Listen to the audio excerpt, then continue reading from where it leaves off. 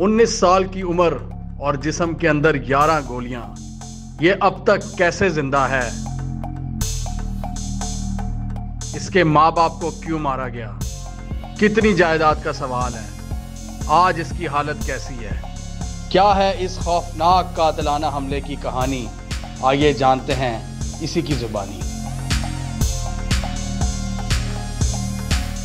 अस्सलाम वालेकुम नाजरीन, मुझे कहते हैं जाहिद भट्टी और आप देख रहे हैं दस्तक टीवी।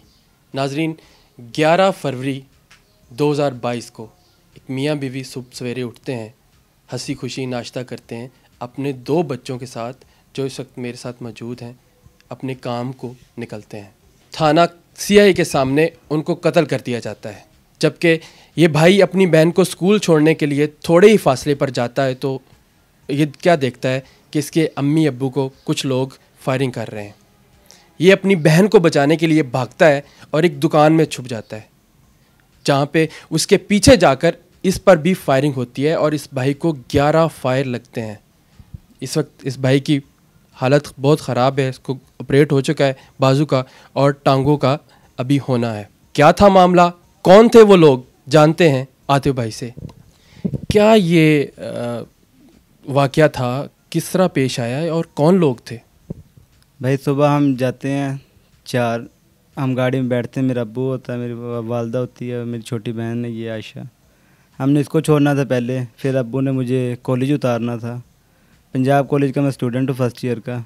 मुझे वहाँ पे छोड़ना था उन्होंने, उसके बाद वो वापस घर आ जाते हैं। तो सुबह हम जब निकले हैं तो काना थाना के बिल्कुल सामने ना साथ ही मदरसा है उधर, तो उधर बहन को उतारना था। मैंने उसके बहन को पकड़ा। मैंने गाड़ी से थोड़ा सा दूर गया हूँ तो फायरिंग की आवाज़ आती है। मैं पीछे मुड़ के देखता हूँ तो गाड़ी पे फायरिंग होती है। तो जब मैंने देखा ना चार बंदे गाड़ी पे फायर कर रहे होते हैं, तो मैंने बहन का हाथ पकड़ा। मैं भागने की कोशिश करता हूँ इसको बचाने की, तो पीछे से बाइक आती है, तो 2 उस पर लड़के होते हैं, उन्होंने मुझ पर फायरिंग की। उस टाइम मुझे 4 गोलियाँ लगी थी, मैं गली में गिर गया। मैंने छोटी बहन का मैंने कहा आप भाग जाओ इधर से। मुझे फायर लग गया था, इसको मैंने देखा ये ठीक थी, मैंने कहा आप भाग जाइए यहाँ से। तो जब ये इसको भगा दिया था तो मैं भी अपनी जान बचाने के लिए शॉप के अंदर भागा हूँ। पीछे से वो दोबारा आए हैं तो उन्होंने फिर शॉप के अंदर फायरिंग की है मेरे ऊपर। फूफा थे वो मेरे, और 2 उसके बेटे थे, और आगे से उनके रिश्तेदार थे। 6 बंदे थे वो, उनका टीम था, उनका पूरा प्रॉपर उन्होंने टीम बनाया था, प्री प्लान था। तो इस तरह वो आए थे। हमारा जायदाद का मसला था, हमें ये नहीं पता था कि हमारे साथ इतना बड़ा जुल्म होगा। बाकी ये मामला थे। आपके फुफ्फा थे, आपका कहना है कि जिन्होंने आपके अम्मी अब्बू को कत्ल किया? जी, फुप्पा थे, 2 उनके बेटे थे बड़े, और बाकी 3 बंदे थे जो उनके बाहर के थे, उनके कज़न ही लगते थे उनके आगे से। इस मामले से पहले भी कभी आपकी उनसे लड़ाई हुई थी? लड़ाई होती थी, छोटी मोटी लड़ाई थी, गाड़ी गलोच हो जाती थी। रिश्तेदार थे, वो तंग करते थे, बस फुप्पो को तंग करते थे। कभी क्या तंग करते थे? क्या वो अपनी बीवी का हिस्सा मांगते थे अपने आपके वालिद से? नहीं, बीवी का हिस्सा नहीं, वो तो हमने दे दिया था बीवी का हिस्सा। बस गुंडागर्दी से कहते थे कि उन्होंने पता था कि इनके बच्चे छोटे हैं, जिस तरह प्रेशर इनको करेंगे इन्होंने दबाव में आ जाना। बस ये मामला थे। आपके फूफा करता क्या है? फूफा करता तो कुछ नहीं है, नशे का काम करता है।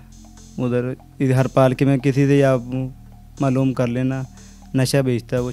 क्या नाम है उनका? सफदर अली। सफदर अली। और आपके बाबा क्या करते थे? मेरे पापा ज़मींदार थे। इधर कसूर में हमारी ज़मीन है, उधर ज़मींदारा करते थे। बाकी हमने घर वगैरह रेंट पे बनाए हैं, तो उनको बस रेंट वगैरह आता था, गुजारा हो रहा था। आपके फुफ्फा जो हैं उनको आपके अब्बू ने अपनी बहन का हिस्सा पहले दे चुके थे? जी, वो जो मेरे दादा ज़िंदा थे ना, पहले ही हमने हिस्सा वगैरह दे दिया था उनको, जो उनका हिस्सा बनता था। कितनी मालियत का हिस्सा होगा आपके ख्याल से? मुझे पता है कि मेरे सामने जो हुआ, 2 साल पहले हमने हिस्सा दिया 1 करोड़ रुपया, 1 करोड़ रुपया दिया 6 फूफियों को। उनका हमने हिस्सा क्लियर किया था, पर वो जो पैसे की हबस होती है ना, उसकी बिना पे इन्होंने कहा कि हमारा 1.5 एकड़ जगह है इधर दीव कला में फेस 9 में। वो कहते हैं जी कि ये हमें दो, इधर इसको हमने रिहाइश करनी, इधर हमने कब्ज़ा करने का वो कह रहे थे। 11 फरवरी को ये वाक़या पेश हुआ। आप तकरीबन 2 माह गुजर चुके हैं इस मामलात को। तो जो वो मुलजिम हैं अभी तक पकड़े हुए हैं या अभी तक की आज़ाद दंदनाते फिर रहे हैं?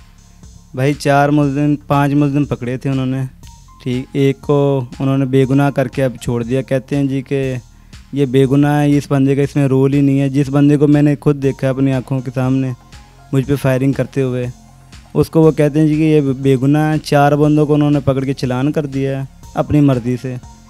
किसी पे मौजूदगी डाल दी है, किसी पे फायर डाल दिया है। जो मेन मुलजिम था उनको बचाने की पुलिस की पूरी कोशिश है कि इनको किस तरह बचाया जाए। पुलिस का काम होता है इंसाफ दिलाना। आपको इंसाफ दिलाने की बजाय वो मुजरिम को बचाना चाह रहे हैं। हाँ जी, जो मेन मुलजिम है उनको बचाना चाह रहे हैं। वो अरसलान सफदर है ना, जो आईओ है अरसलान सफदर। आईओ साहब हमारे गफराम चीमा हैं, इन्वेस्टिगेशन इंचार्ज हैं हमारे नवाज चीमा काने थाने के। ठीक है। जो अरसलान सफदर है ना मुलजिम है, जो उसको वो कहते हैं जी कि ये बेगुनाह है, इसका इसमें केस से कोई लेना देना नहीं है। और मैंने उसको मौके पे देखा, ये मुझे फायर मार रहा था। ठीक है। बाकी 4 बंदों को इन्होंने जुडिशल कर दिया है।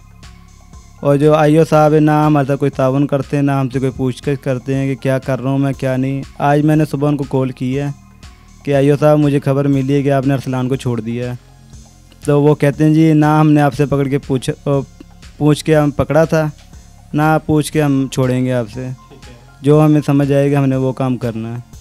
कान्ना जो थाना है ये एसपी मॉडल टाउन जो डॉक्टर अमारा हैं उनके अंडर आता है। उन्होंने आपको कोई तसल्ली दी या आपसे कोई बातचीत करने की कोशिश की?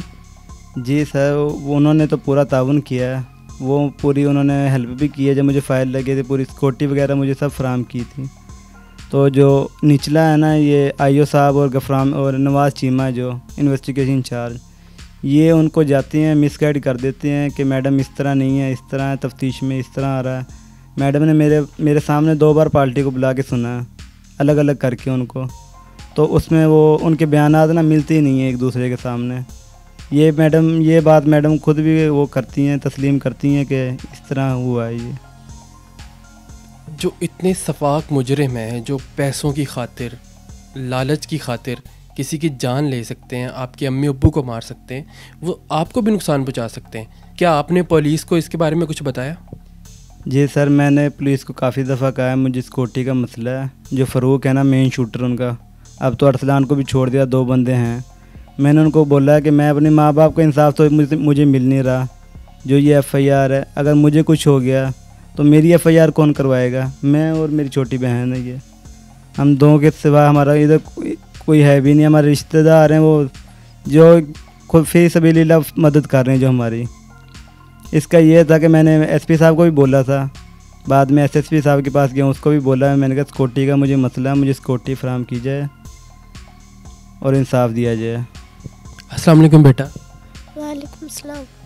आपने जब देखा आपके अम्मी अब्बू को गोलियां मार रहे थे, कौन लोग थे बेटा?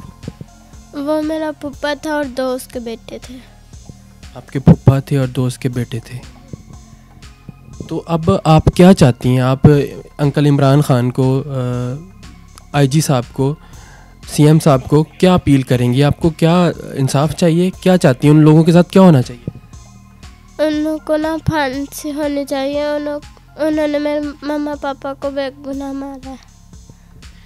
इंशाल्लाह मैं आज कुछ नहीं बोलूँगा, मैं सिर्फ एक सवाल छोड़ के जा रहा हूँ CM साहब से, हमारी अदलिया के सामने, IG साहब के सामने, कि क्या गरीब को इस रियासत मदीना में इंसाफ लेना इतना मुश्किल क्यों है?